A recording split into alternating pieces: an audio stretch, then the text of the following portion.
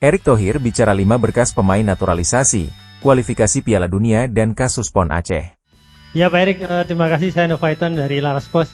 Pak Erick, dari persiapan untuk Bahrain, kemungkinan Matt Silger sama Eliano udah akan bisa dimainkan, dan dari 5 yang ditandatangani 3 nama lagi siapa Pak, bisa dikonfirmasi? Karena di meja itu ada 5 berkas gitu, jadi yang kebahas itu kemungkinan yang 3-nya siapa, Zilstra atau ini gitu. Nah, terus kemudian persiapan ke Bahrain sendiri gimana Pak, kapan ininya berangkat tim? Yang pasti 2 Pak Sekjen ya. Kalau 5 mungkin media mesti kasih bocoran ke saya. Yang pasti 2, dan gini, minggu depan ini sangat penting hariannya dapat, karena kan ada deadline register ya, jadi masih ada proses angkat sumpah, administrasi lainnya, pendaftaran, pergantian asosiasi, ini kan nggak mudah. Jadi ya kita ada waktu seminggu, ya kita coba kejar.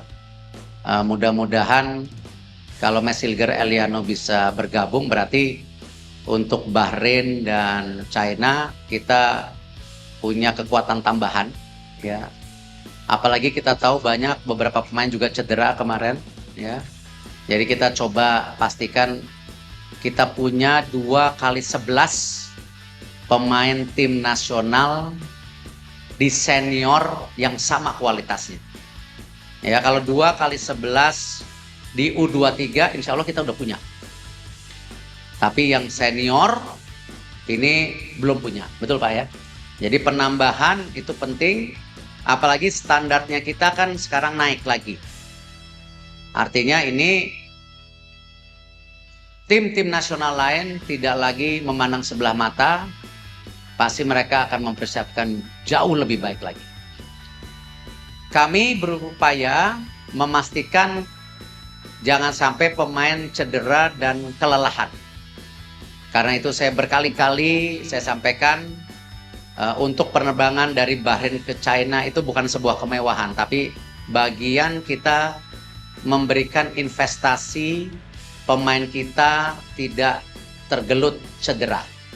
Karena cedera itu banyak-banyak ya, bukan hanya pada saat main, tapi saat latihan, saat juga di luar latihan itu bisa saja cedera. Jadi ini yang kita jaga. Jadi dari Indonesia ke Bahrain itu komersial, dari Bahrain ke China terpaksa kita harus mencari charter flight, seperti waktu itu pertandingan Indonesia Vietnam kita juga charter flight waktu itu karena waktunya sangat mepet.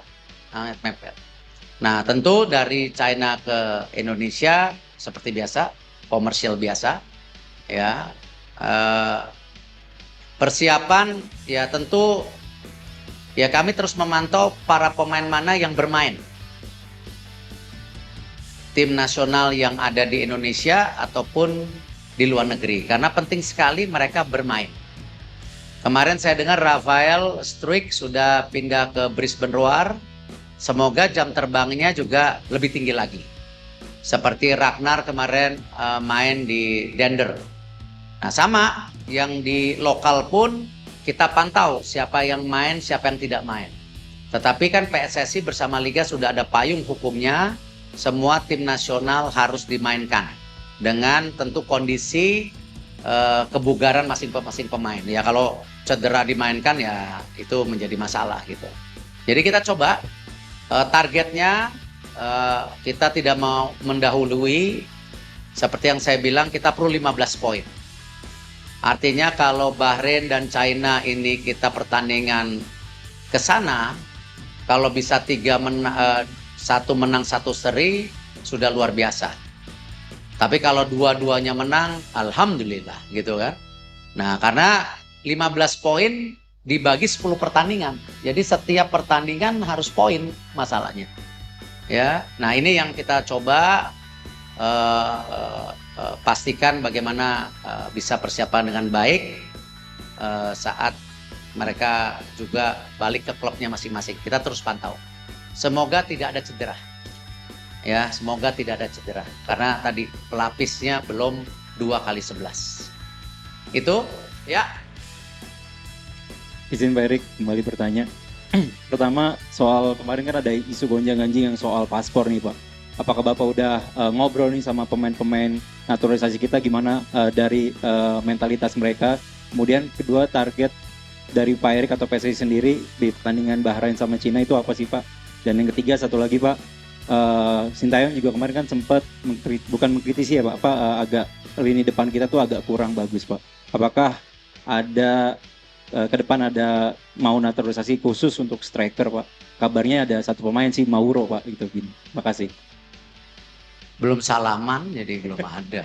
Jadi saya tidak bisa bilang pemain yang bergabung itu dengan nama yang tepat kalau kita belum ada administrasinya.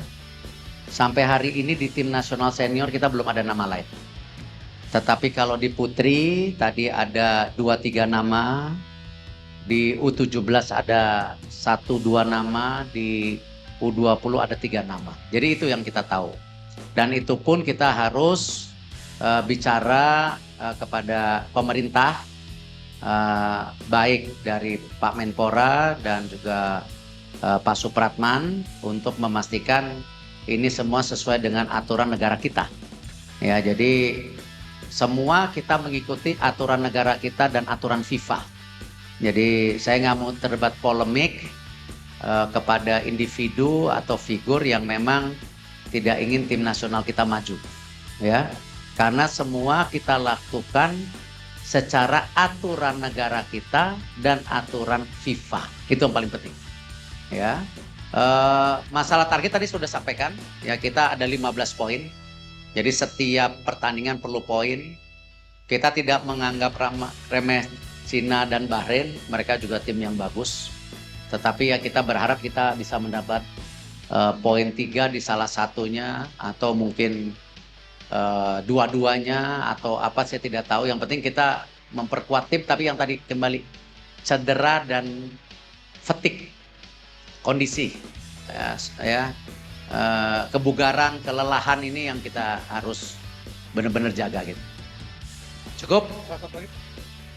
Izin Pak, memang Ya? Pak, hasil investigasi yang terjadi di PON. Pak Sekjen, PON saya nggak ikut rapatnya. Pak Sekjen cuma ngirim foto ke saya. Terima kasih Pak Ketua Umum. Sejak kami di Aceh 3 hari yang lalu kita melakukan investigasi. Kemudian kemarin 1 hari penuh dipimpin oleh Pak Ali Mukartono tim investigasi. Kebetulan juga salah satunya Pak Sumarji langsung melakukan sidang. Ada 7 yang kita panggil kesemuanya perangkat pertandingan. Hari Senin, karena besok hari Minggu, hari Senin kita akan memanggil si Rizky, pemain dari Palu, untuk sidang berikutnya di hari Senin. Mudah-mudahan Senin malam kita sudah ada keputusan dan keputusannya akan kami serahkan kepada Ketua Umum. Terima kasih.